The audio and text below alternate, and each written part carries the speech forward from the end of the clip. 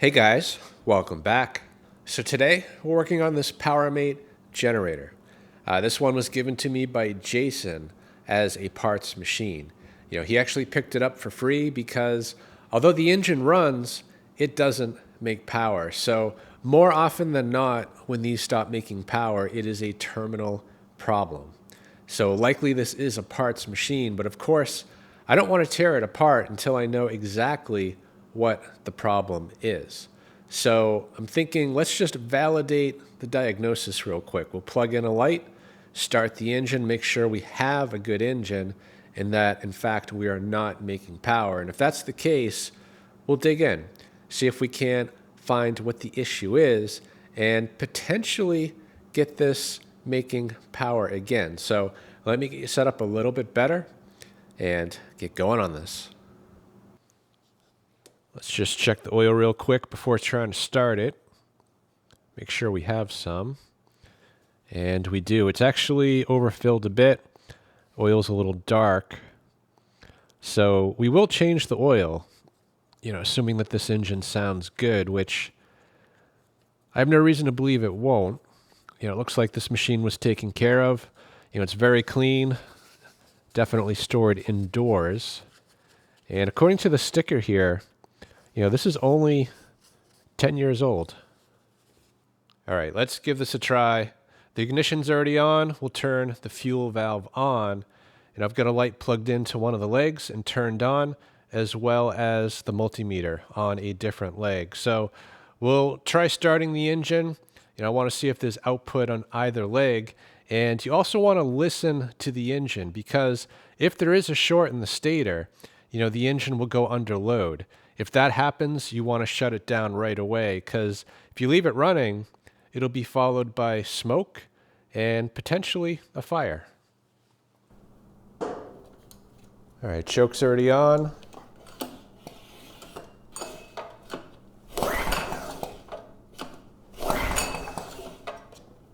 Let's turn the choke off.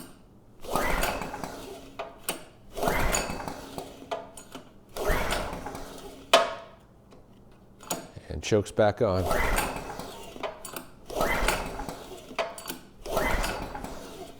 And we get nothing. And we get no signs of life. So I'm just going to drain the carb real quick, make sure it's getting fuel. That fuel valve, I thought I turned it on, but I may have actually turned it off. I don't think it's the best label on there, but either way, there should be fuel in here. So I'm hoping that fuel is making it. Potentially we just have a little bit of water. And yeah, actually, a bunch of water just came out, so I'll show you that. We turn the fuel valve off.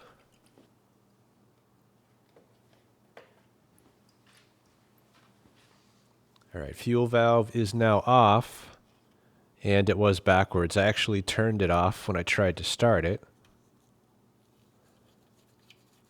So not the best label. And this fuel,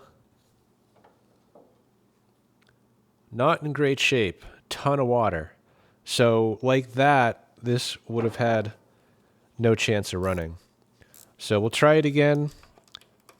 The fuel honestly doesn't smell great, so I'm not going to hold my breath. This carb might need to be cleaned. All right, let's try this again. Ignition's on, fuel's on. We'll give the carb a second to fill, and we'll turn the choke on.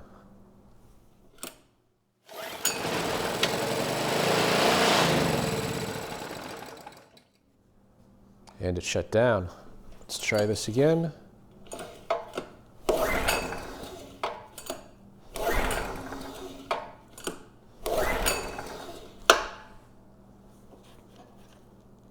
So that valve, I think, is on, right? Because that would be off. We might have some more water in there. Let's see.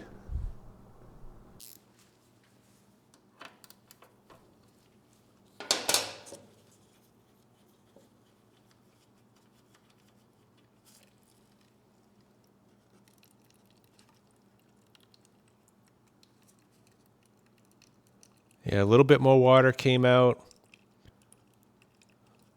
Fuel flow seems a little restricted too. But I think it was the water that did it, so let's give this another try.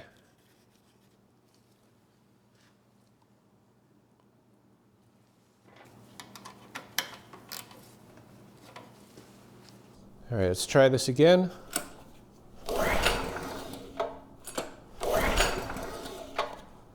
Open the choke.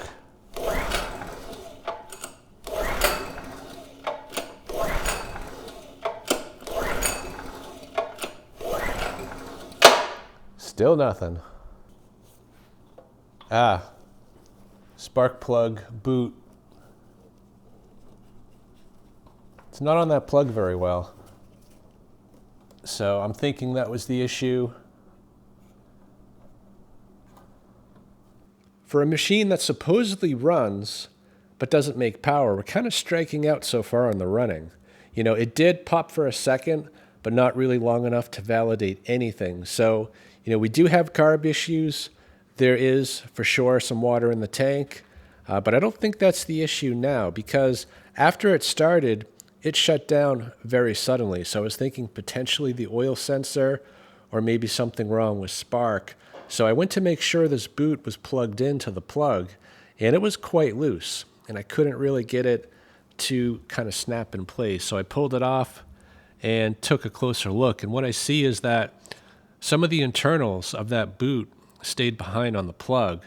So I'm going to get the plug out, we'll get that piece off, and this boot, you know, it's damaged internally, so we need to get that replaced as well before we can hear this engine run.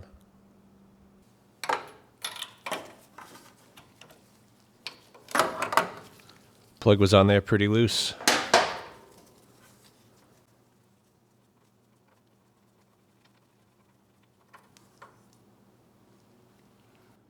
It's everyone's favorite. It's a torch.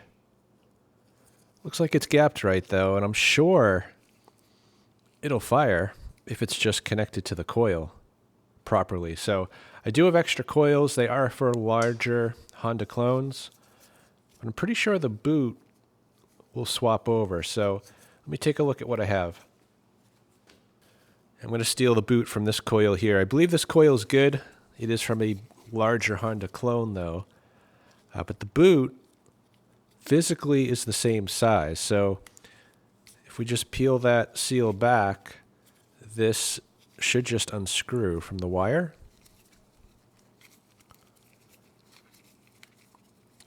And then we can remove the bad one from this generator and put this one in its place.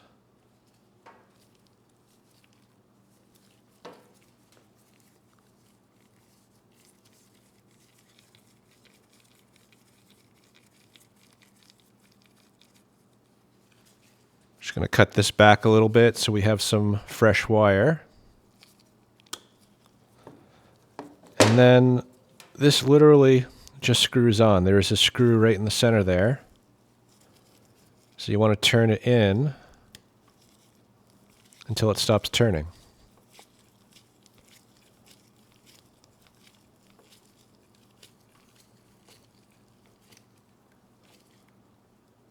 All right, that should be good. We'll just put this back on. We'll add the plug back, and we'll try this again.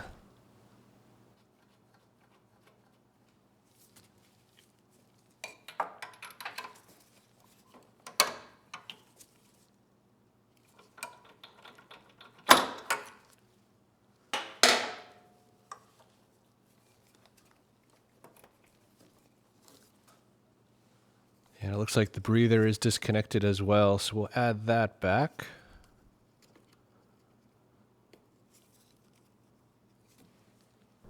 All right, let's try this again. The ignition, fuel still on. Turn the choke on. And still we get nothing.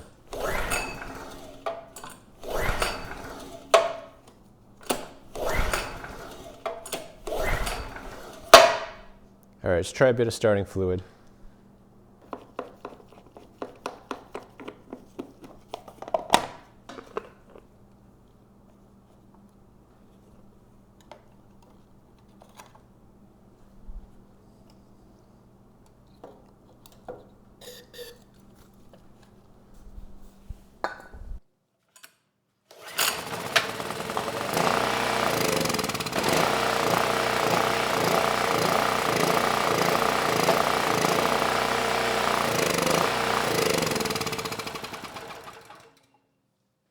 Well, that was a good test. The engine, it sounds good.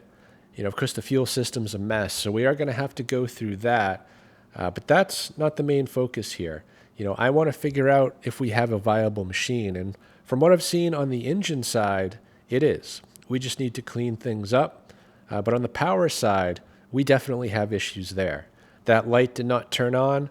According to the multimeter, we're only producing about 2.2 volts. So I'm going to turn this machine around. I want to get the end cover off the generator head. We'll do a quick visual, see if we can't see what the problem is. And if we can't, we'll run a few tests with the multimeter and get to the bottom of the issue.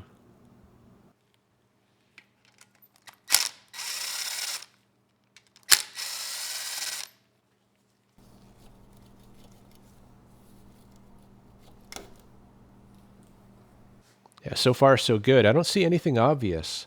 When I first took this cover off, I got worried there for a second because a bunch of, looks like grass clippings fell out. And for a second, I thought that was lacing. But that does not seem to be the case because the lacing, from what I can see, looks to be in good shape. None of it's broken. There's no signs of overheating. So the next move here is to isolate all the windings. So I'm going to uninstall the AVR, the brushes. We're going to remove all the wires from these terminals, and then we'll check each winding individually. We'll see what the resistance is at. We'll check for any shorts to ground and go from there.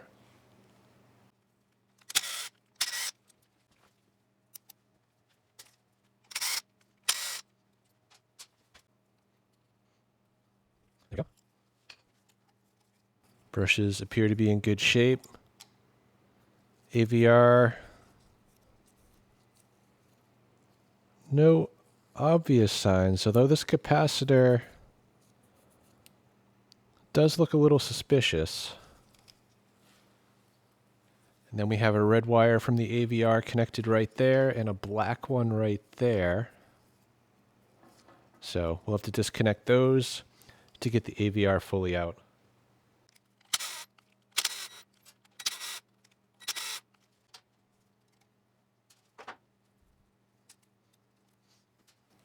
I'm going to mark this white wire and the corresponding one down here because we have a total of 4 wires.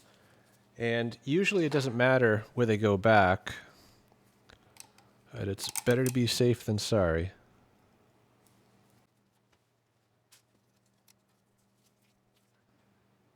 So to test this, you just need a multimeter that can measure ohms. Check the internal resistance first to your lead. Sometimes it can be quite high. In this case, my meter comes in at 0.1 ohms. So any reading I take here, I can subtract the resistance of my leads to get the actual reading. So we're going to start here with the main outputs. We have leg 1 and leg 2, and it looks like leg 1's on the top, leg 2's on the bottom. Now, usually on larger generators, these come in at around 0.3, 0.4 ohms. On these smaller ones, I see around an ohm. And it looks like right now we're 0.8. So that seems reasonable. Let's check it to ground. No connection to ground. And if you don't know what these should be, they should be the same. So on leg 2, I would expect it to also be around 0.8. And that's what we see. So both are equal. That is a good sign. Check it to ground. No connection to ground. So on the surface, the main outputs, leg 1 and leg 2, seem to be fine. So let's check the blue wires next. That is usually the DPE winding. And a value of like 1.5 to 2.5 ohms is usually good. In this case, we're at 2.8. So that is close enough. Let's check it to ground. No connection to ground. Check it to leg 1. Check it to leg 2. And no connections. So that all looks good. Let's just check between leg 1 and leg 2. There should be no connection. And there's not. So that really doesn't leave a whole lot. We do have a white and a black wire here. That's usually the sense winding. And on this one, I'm not sure because the AVR actually had extra wires going over here. So that does seem a little odd. Anyway, the sense winding's usually connected to the main winding. You know, in this case, I'm not sure that is the case because we're actually lower at 0.4 ohms. So let's just check it to ground. No issues there. We'll check it to the DPE, make sure there's no connection. And if this was a sense winding, we would get a connection when checking to leg 1 and leg 2. And I do see a connection to leg 2, so that's interesting. But I'm not too worried about it. You know, I think this power head is good. Let's just double check on the brushes. On larger Honda clones, this usually comes in at about 45 ohms.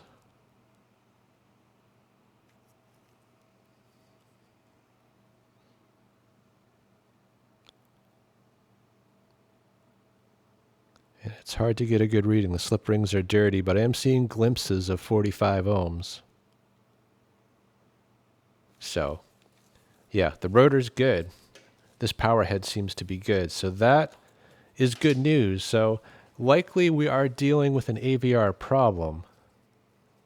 But let's just double check these wires from here going up to the control panel. Make sure, you know, everything's good, that we don't have any breaks or potentially a bad circuit breaker.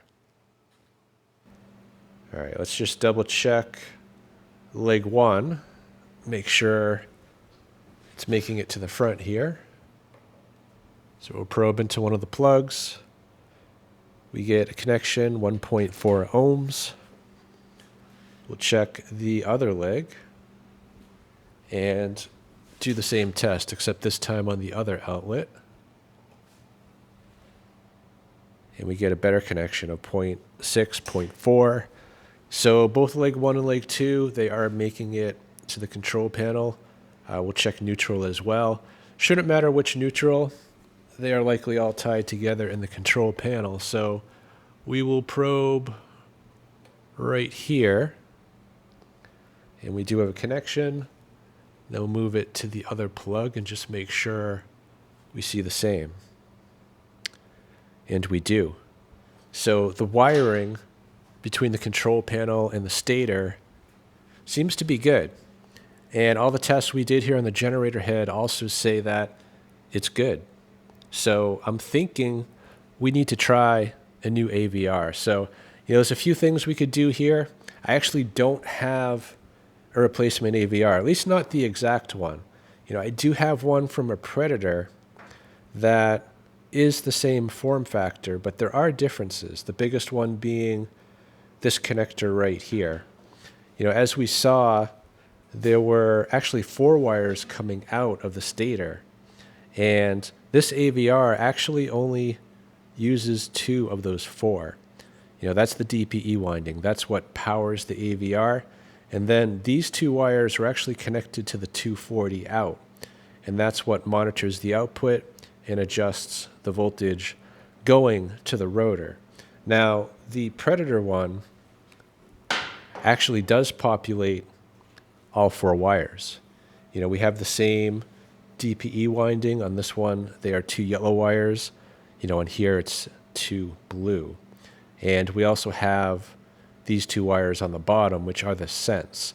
And as we saw, the 2 wires on the bottom here, they do connect over to one of the legs, just the 120, not the 240. So this AVR only monitors one of the legs.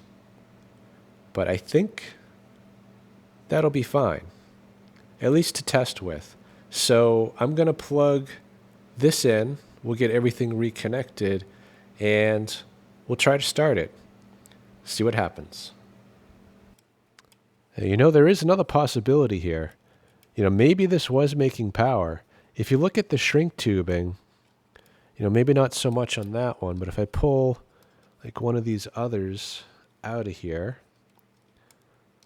which it's nearly impossible to get out. So I might have to pull this bracket, but you can kind of see on this one how far down that shrink tubing goes. And it was actually getting pinched by the ring terminal. And of course, that's an insulator. So that isn't going to really encourage power flow. You know, I don't think that's the issue here, but let's at least cut off the excess, maybe plug in the old AVR and just make sure 100% that there's no power.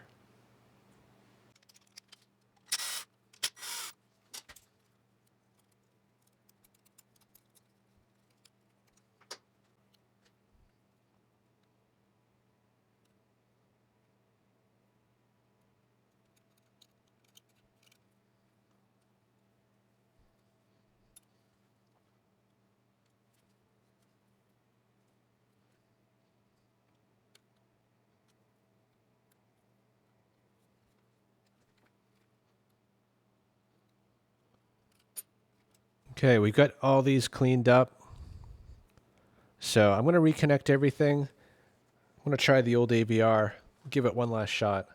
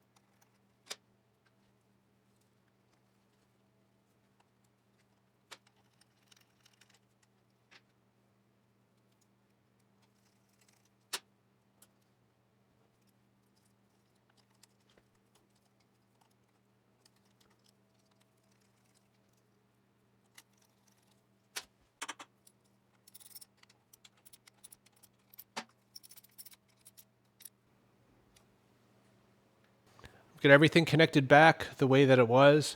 Let's start it again. See if there's any different result now that we've cleaned up those ring terminals a bit.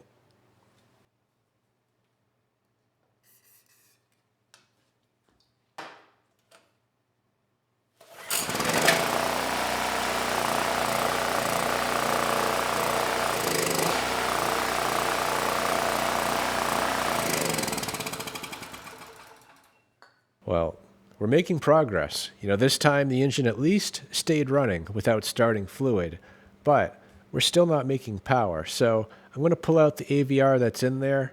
We'll throw this one in from the Predator and try it again.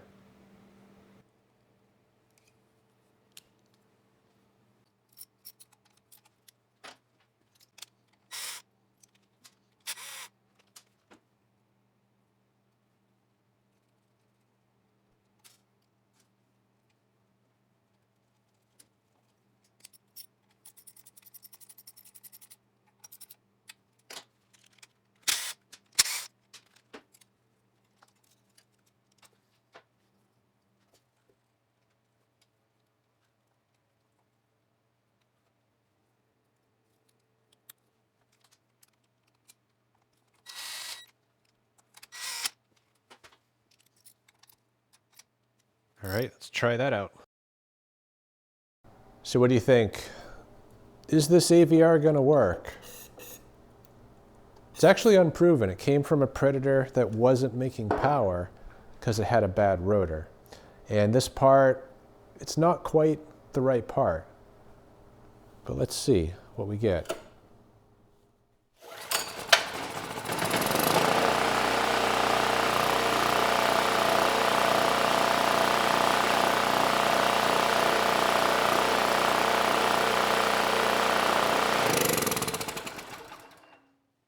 That's all it was, a bad AVR.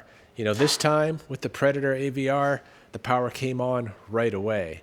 The voltage, though, was a little bit low. It was 106 volts. So I'm going to pop that AVR back off. There is a potentiometer on there to adjust the voltage.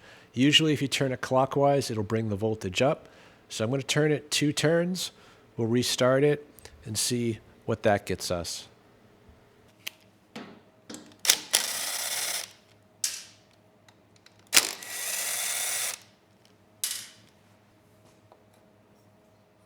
So I'm actually just going to turn this one full turn clockwise.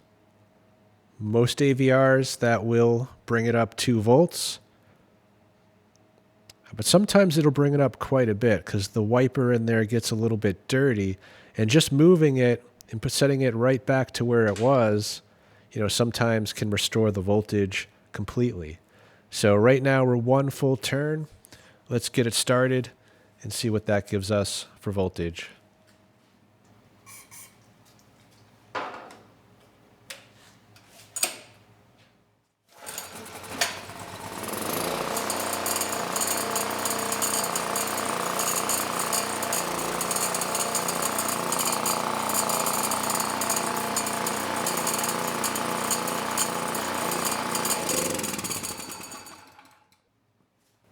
Well, that seemed to actually bring the voltage down. So I'm going to turn it back to where it was. So counterclockwise, 1 full turn. And then we'll do counterclockwise, another full turn.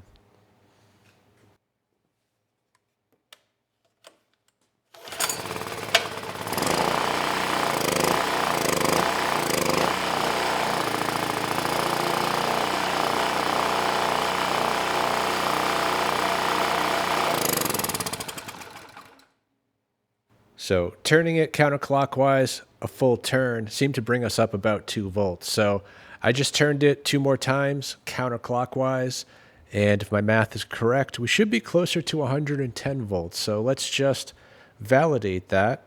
And if that's the case, I'll turn it 5 more turns to get us up to 120.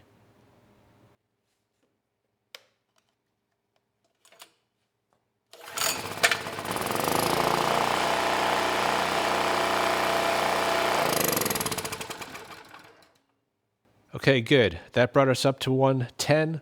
So I'm going to turn it counterclockwise, 5 full turns. We'll restart it, and we should be pretty much there at 120.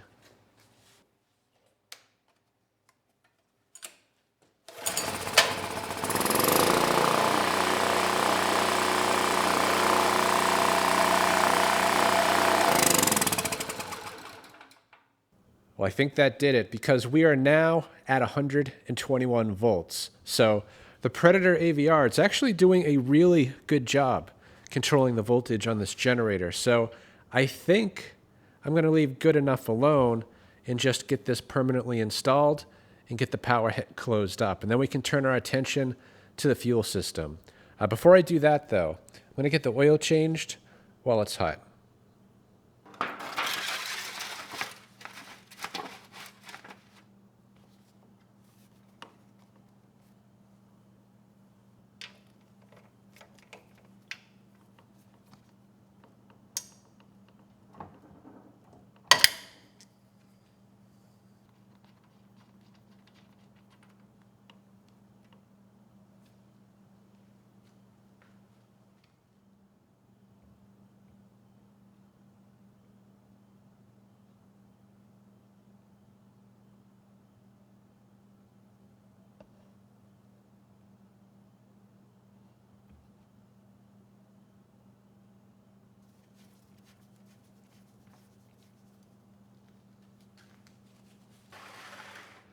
The oil that came out, I mean, it's well-used oil, but it doesn't look that bad. There's no metallic, no glitter. So I would say the engine is in pretty good shape. So I'm actually going to leave the end cover off. I'm having kind of second thoughts about using this AVR, not because I don't think it can do it, but it's more related to how it's monitoring the voltage out on the generator. The original AVR monitored the 240 out. This one only monitors one of the legs on the 120. So if I pull a load, say, out of the leg that's monitored, say the voltage drops by 20 volts, this will see it, and it will make the adjustment to maintain the 120 on that leg. Now, if I pull the 120 out of the other leg, the voltage will drop, say, by 20 volts, the AVR won't see that. At least I don't think it will, and it won't make any adjustments. So, you know, I'm thinking the original might be the way to go. It is still available. It's only $25, and even with tax and shipping, you're still looking at only $40. Now, the OEM one, it monitors the 240, and that's still not perfect either because, you know, say in that same example, you start at 240, you pull a load out of one of the 120s, and the voltage on that leg drops by 20 volts. So now we're at 220 on the output. You know, the AVR is going to increase the voltage till we get back to 240. But when it does that adjustment, it's only going to bring each leg up 10 volts to get to the 240 that we need. Of course, the loaded leg dropped by 20 volts, so we're still short. You know, but I think it's the better of the two options. And I'm actually not sure if this is going to behave the way I think it is. So I'm going to leave it like this. You know, we will load test it using a 120 volt load on each leg and just see how this AVR reacts.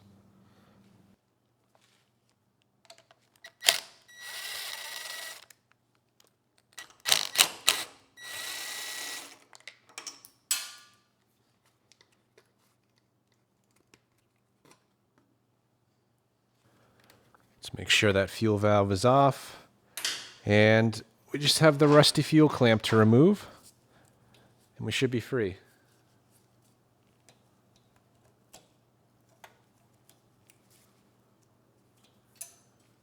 Yeah, it just disintegrated.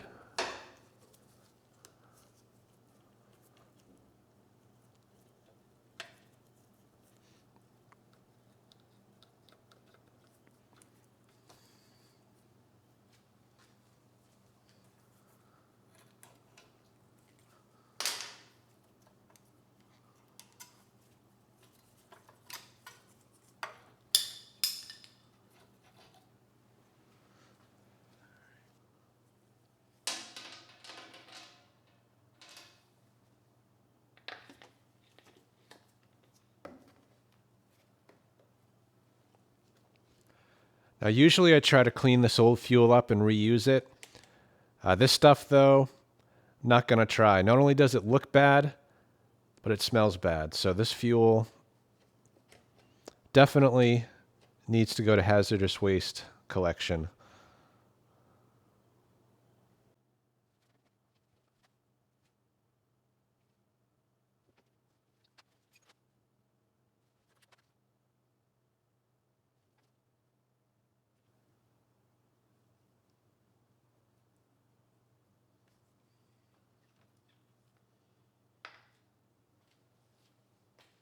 And we got just over 4 liters of fuel out of the tank. So although the fuel stopped flowing, I'm sure there's still a bit in there. And there's also a fuel filter holding back any debris that might be in there. So to fix this properly, I want to get every bit out of that tank that doesn't belong. So I'm going to uninstall the tank, remove the fuel valve, and just make sure the tank is empty.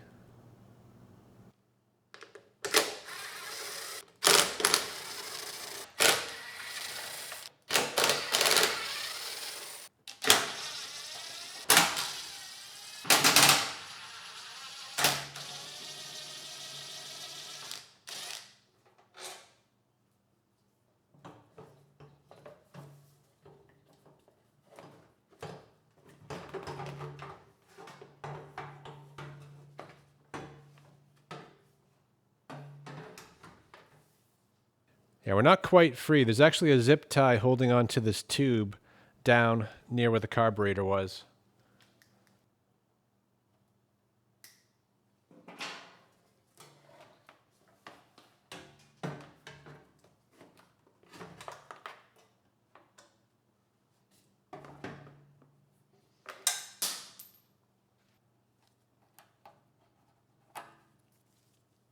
It's tempting to use the fuel line pliers to get this off, but what I find is that when you pull a line off, it actually tightens it up, and you end up stretching and damaging the line. So it's a lot better to push it off rather than pull it.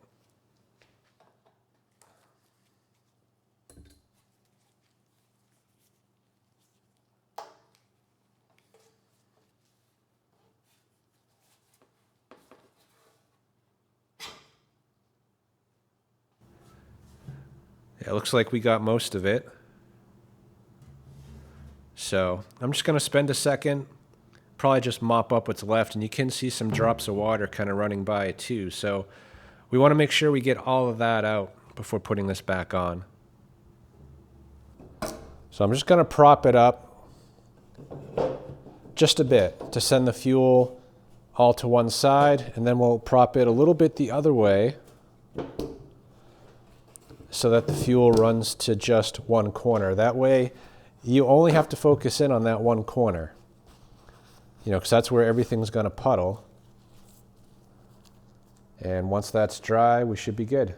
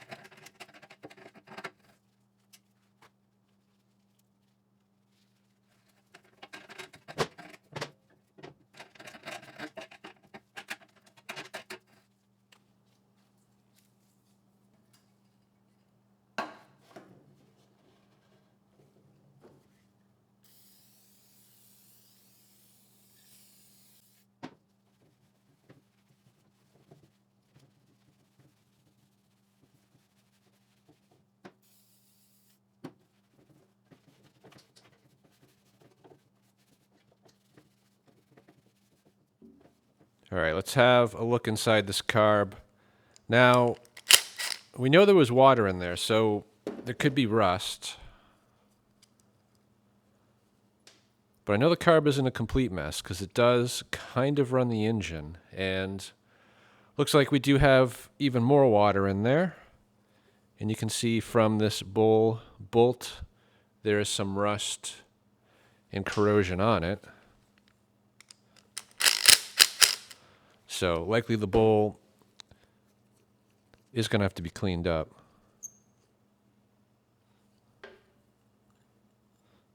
Oh, wow. That might be an understatement. That's shocking, actually, that this was running the engine at all. But the main jet, it's partially blocked. There is some chunks of debris in there.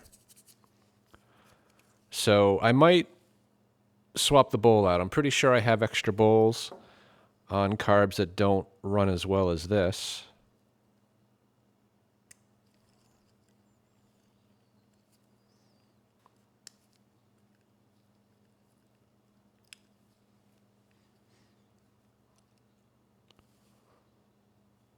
Needle looks good. We'll get the idle screw out. There's just a cap on this one.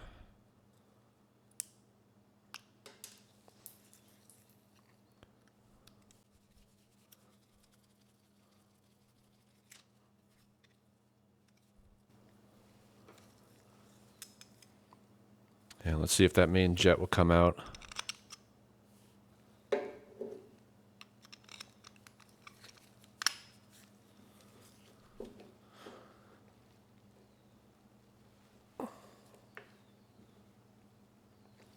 Nope. So I'm going to let that soak in the ultrasonic, and we'll try that jet again.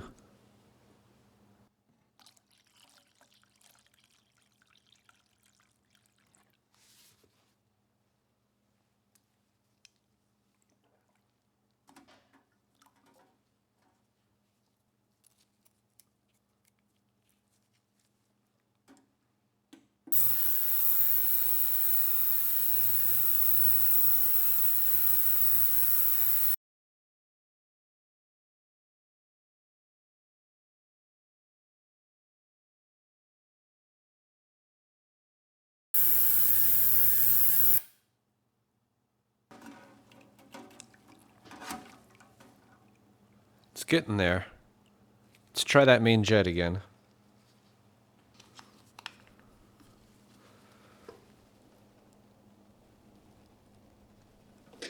Nope, that will not budge. So We'll give it a little more time, but I'm thinking that jet may never come out again.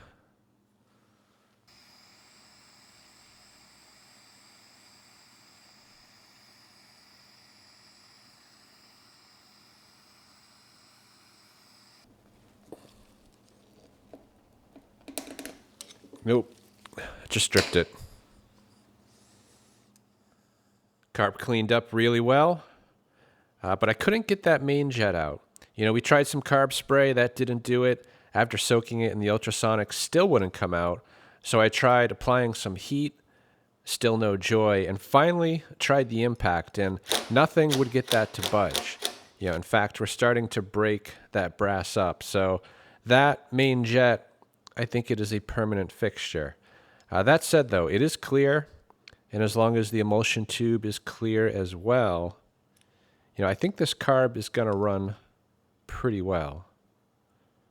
So we'll just get this back together, and I am going to not use the bowl. I did not clean that up, and I'm actually not going to use the bolts that were in the bowl either.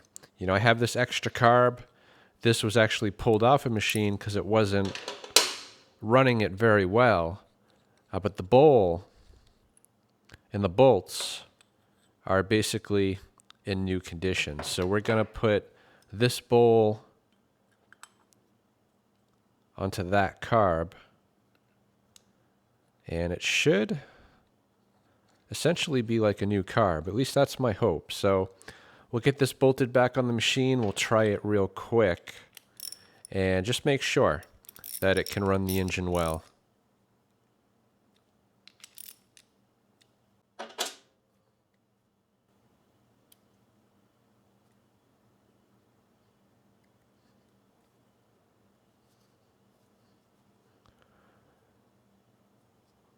And this is the idle set screw. Do not turn it in too far, just enough for a couple threads to come through. This generator does not idle, so there's no need to set it so that it idles at the right speed. You just don't want to drive it in too far so that the engine can't slow down. And then we have, lastly, the choke lever. That should do it.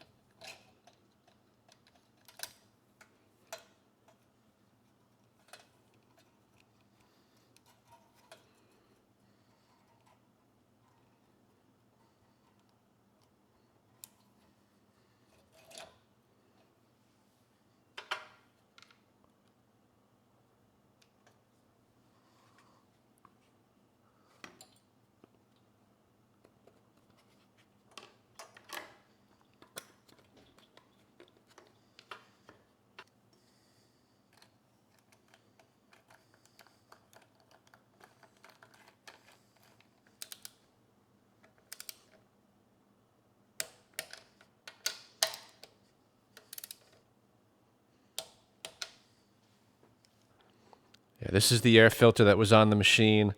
It's not in terrible shape, but certainly not great. I do have another filter. It's also not a new one, but it is in much better shape, so I'm going to go with that one instead.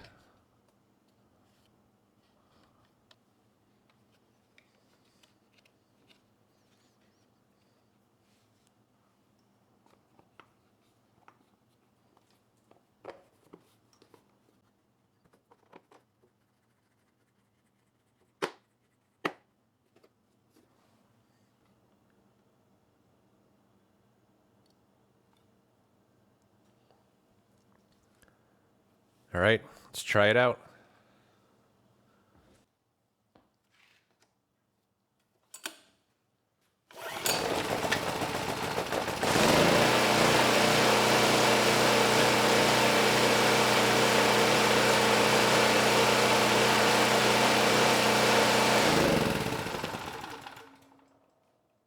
I think we're looking pretty good. The engine started first pull. I was able to turn the choke off right away, and the engine ran just fine. So the carb, I would say, is all set.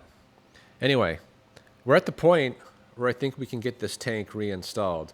I've already replaced the fuel filter and actually put a new line on as well between the tank and that filter because the old one had a bunch of junk in it. So let's get the tank bolted on. Let's get this thing outside and see how the Predator AVR performs under load.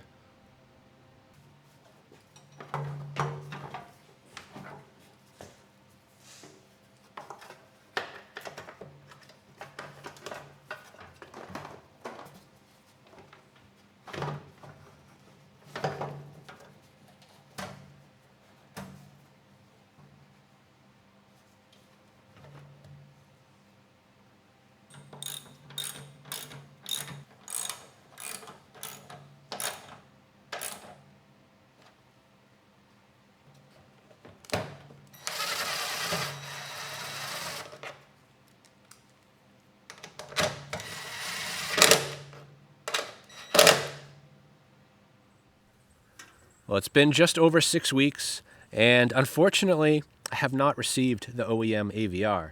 And I guess the good news is that the order hasn't been canceled, but it's also on indefinite back order. So rather than waiting any longer for something that may not come, I think we need to test with what we have, which is the Predator AVR. So this one only monitors one of the two legs. And because of that, I think what we're going to see is that when one of the legs is loaded up, it'll maintain voltage properly, but not when the other one is loaded up. So what I've done here is put a space heater on each leg, as well as a kilowatt on each leg. So, I'm just going to get it started. We'll double check the outputs at no load, and then we'll put a 1500 watt load on one of the legs. We'll check the outputs on each leg. Then I'm going to move the load over to leg 2. We'll see how things respond, and then we'll bring it up to close to a full load of 3000 watts and see how it does.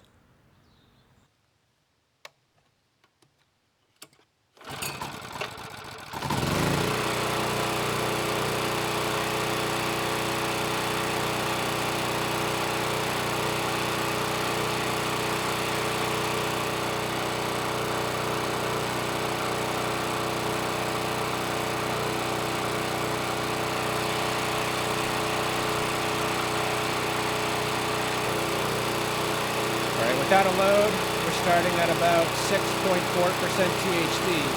And the sine wave doesn't look great.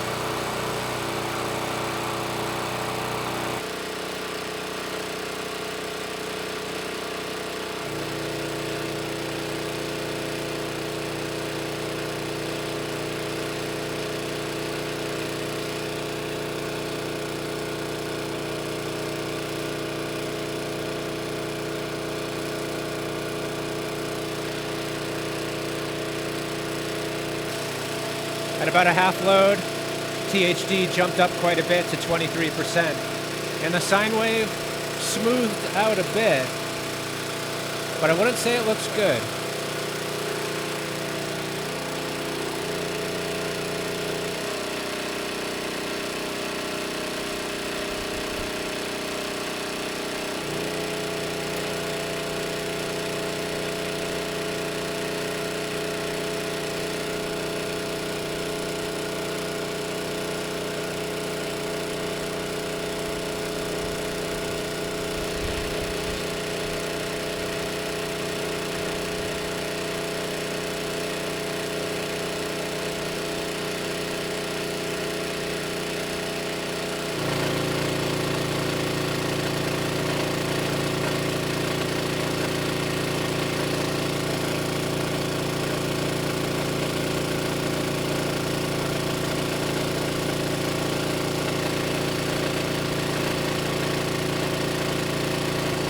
We are pretty much at full load. The generator definitely struggling at this load, I'd say. Doesn't sound great.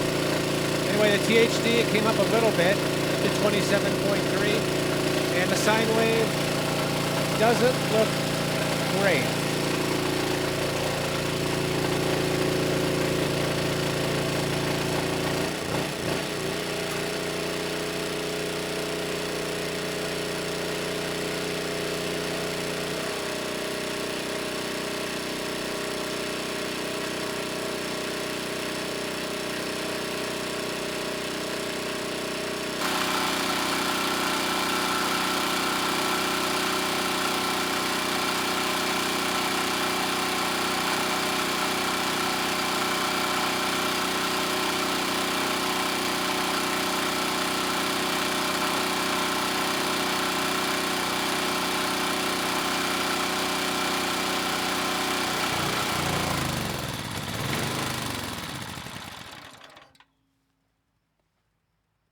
Well, that was a pretty interesting result. I've never monitored each of the legs when doing these load tests. And I'd say no matter what kind of AVR you have, you're going to have imbalances if you're pulling an unbalanced load.